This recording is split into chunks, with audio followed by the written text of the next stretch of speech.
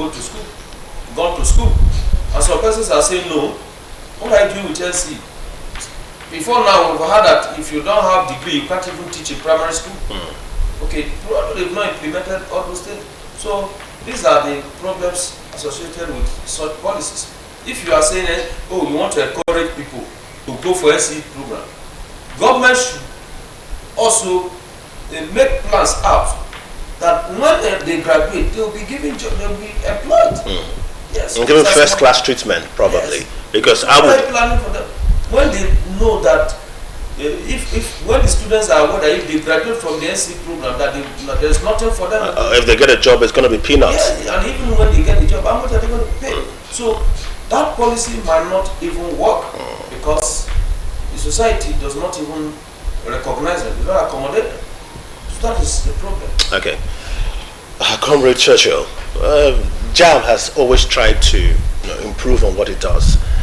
Now there's computer-based tests, and we just heard a story from Warri about how systems were compromised, but the police are already on the case, trying to ensure that they deal with defaulters and those involved. In other cases, there are schools that, regardless of your JAMB results, they would conduct an examination for you so that you would prove that you actually got, that you're actually worthy of being a student of their university. Now, the question here is there now distrust for JAMB as a body? And also, is JAMB relevant in the scheme of things? Is JAMB a waste of time? There are those who say, scrap off JAMB. Students should go directly to these schools, just like it's done abroad. Harvard has the standards, other schools have their standards. Get to the school, follow their standards, and get in. People believe that, the others even argue that JAMB is just like a money spinning bag for the federal government to gather funds for itself.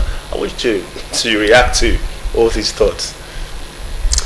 Well, JAMB is still relevant in the sense that it sets standards, and if we cannot have standards, then there's no need having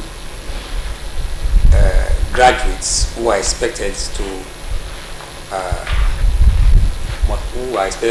have minimum level of understanding as far as the word graduates, to be sound in learning. JAMB is there to maintain that standard, uniformity. So to that extent, JAMB is still relevant.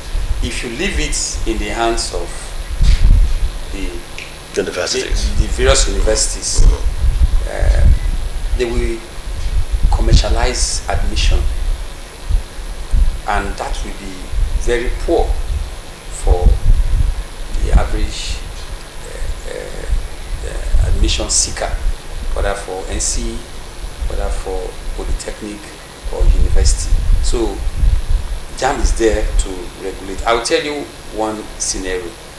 I know of somebody who got admission directly from JAMB, not from the university, because the university, my daughter, the university tried to deny it. Let me just come up with it. The university tried to deny her admission. Suddenly admission came from JAMB directly, because they looked at the scores and they've seen that averagely she's up there, so they gave her admission. While I was begging other people to give, I said no, this one cannot go, this one cannot go. Suddenly the admission came from JAMB. Who did it? They couldn't take the credit. So why I'm telling you this is because JAMB will help those who do not really have the connections to get admission. It's there for everybody, even though some will see it as waste of time and waste of fun. Like I said, nothing is waste as long as you are in Nigeria. Whatever level of rigor you go through here, when you go out, you will see simplified environment that will make you to become a hero. Is that fair? It's fair to the Nigerian, because over there, you if it's come to first class, you get first class with ease, because you have gone through rigors here, you have gone through the rudiments here. And so when you see people carrying out tests through aided means, you don't need those aided means. So if you are not giving that aided means, you now become a champion. So we may be going through rigors, but but then it helps us outside this environment. It's just that all these rigors we are going through, it should also be seen in the way governance is carried out. If that is how they rigorously up the standard of education for those who are in charge of governance in this country, I think it will reflect well for this country. Not that when you want to go up there, they don't look at your level of education.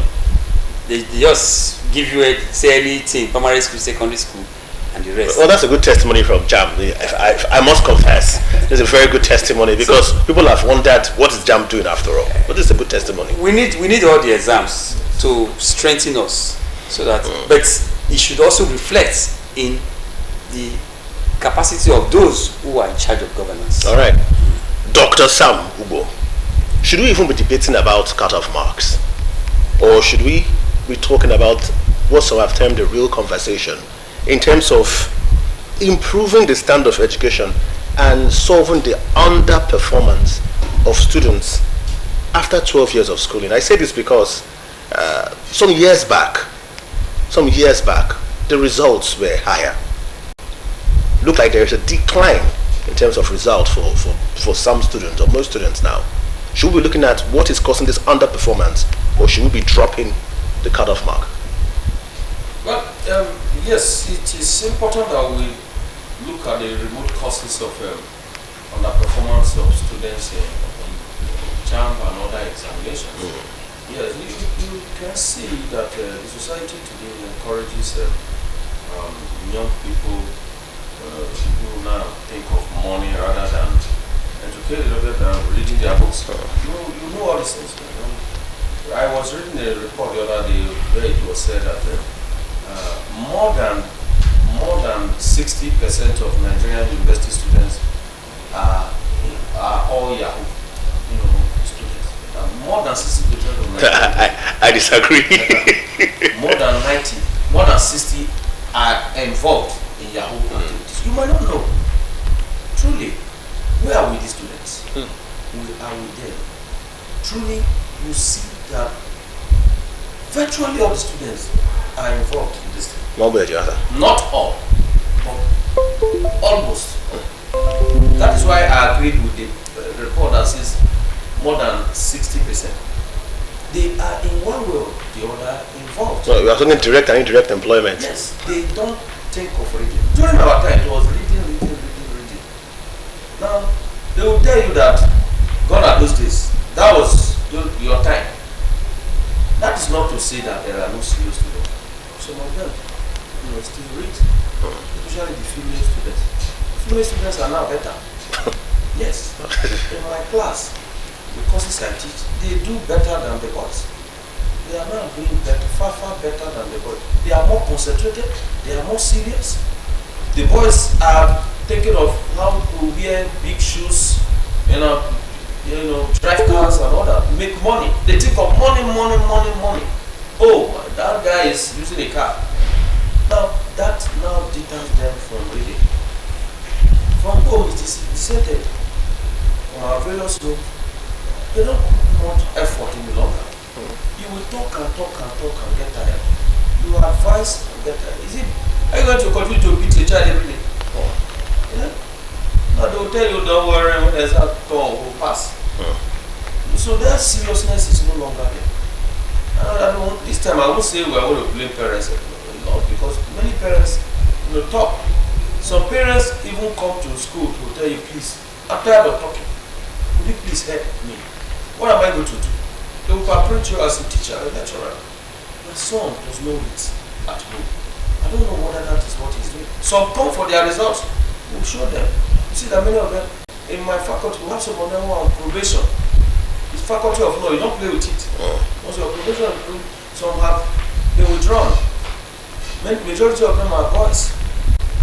Then you tell them this is what you start, read. They will not read. They are doing something else. When you have a divided mind, there is no how you can concentrate. So this is the quest for money. Get rich quick syndrome is what is affecting the younger ones. They are no more serious. And this issue of education or school now scam. Yes. Some of them abide by it. You keep telling them in the class will tell them that no, it is not true. Erase that from your mind. Whoever that is telling you that school is scam, it's a lie. By the time you see somebody get job tomorrow, they will say, this one has happened. Oh, they say there is no job. Even when you graduate, do you have job? These are the issues. I'm not talking about being students alone, including job candidates. Okay. But that is not to say that some of them are still doing well. Yes, I agree. That's a very touching one, and we'll be done now. But just one final question to you, Comrade Churchill. What is the way out from everything he has talked about? Okay. How do we escape? We're looking at two critical sectors. Quickly. Education and agriculture. Agriculture, because we all need food. Food for food security. No country will continue to be importing food and think that it can up its developmental stride. Yeah. So for agric related courses to be given that privilege is a good one, but we must do beyond that, making sure that those who are in that field are taken care of in terms of good remuneration, so that we encourage people to go and be in that field. Yeah. Secondly, for education, another critical area for nation building, the National Education Council, or whatever council that is regulating education, they should have a way to ensure that teachers have enhanced salary structure. Enhanced salary structure. The way you have for those in the medical field, yes, health field. Yes. If you don't do that, then this is just a symptomatic approach to solving a critical problem. Those who have been left, who have been graduated from the NC, from the university or education wise, they should be taken care of. Even before you employ as a private school owner, you should have a minimum salary that you must pay. All right. If you cannot meet that minimum salary, then your institution should be closed down. I think I agree. That is the way it will make sense for people to go into that field. You know what? I just thought about nursing. Once upon a time, nurses were not regarded, but now the cut-off mark is really high. That's because they get very well paid outside the shores of Nigeria. So that tells you that if you place value, perhaps we'll begin to talk about bigger, better, richer, and more valued teachers in society. Thank you so much, Comrade Churchill, or your way, Delta State Chairman, NUJ. Thank you so much. You've shown it very well. And our teacher here, Dr. Barrister, if I should put it that way, Sam Ubo, thank you so much. Keep on doing the good job. And don't give up on these children. Continue burning that fire. Thank you so much too for being part of the program, the faculty. We discussed about the JAMB cutoff mark and the exemption of UTF or NCE. But we know that things are going to get better in the country if only we put our hands together, not just to give a round of applause, but to make this country work. My name is Francis Ofulue. Good afternoon and goodbye from the faculty.